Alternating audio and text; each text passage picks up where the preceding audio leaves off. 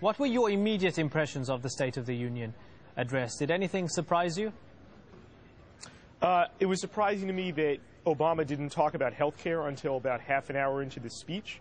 It surprised me that he very squarely took on Wall Street very early in the speech. And it surprised me that he only spent 9 minutes at the end of the speech talking about foreign policy and almost no time talking about Afghanistan. Yes, why did he only sort of kiss the surface of foreign policy and not get into it? Why do you think?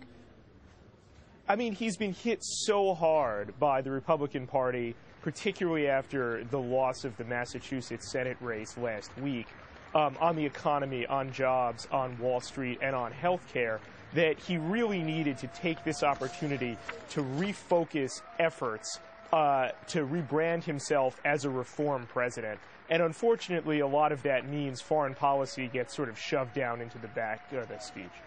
He said something. He said, when I ran for president, I promised I wouldn't just do what was popular, I would do what was necessary. It sounds a lot like what George Bush used to say. Perhaps, I suppose you could look at it that way.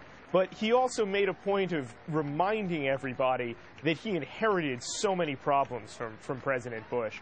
He made a point of saying that he had to face massive challenges, particularly, a near second Great Depression, before he even walked in the door. So I think you would be not exactly wrong to say that, but he's pointing out that this is going to be a narrative that the Democratic Party can take into the 2010 race. So as we mentioned, there was a lot of emphasis on creating jobs. That was a central theme. How's that going to play out for him, given all the domestic pressures, particularly from the Republican Party? Is he going to emerge stronger or not? How is the U.S. public going to lap this up?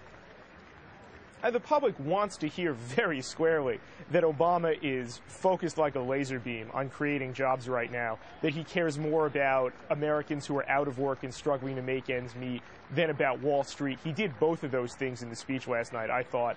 And he threw a gauntlet down to the Republicans by saying if they insist on procedural machinations to tie up his agenda, then they bear the responsibility for governing and for what happens or doesn't happen. So it's really a challenge to the Republican Party to either get on board with his agenda, openly oppose it, and see what happens when the next round of elections occurs.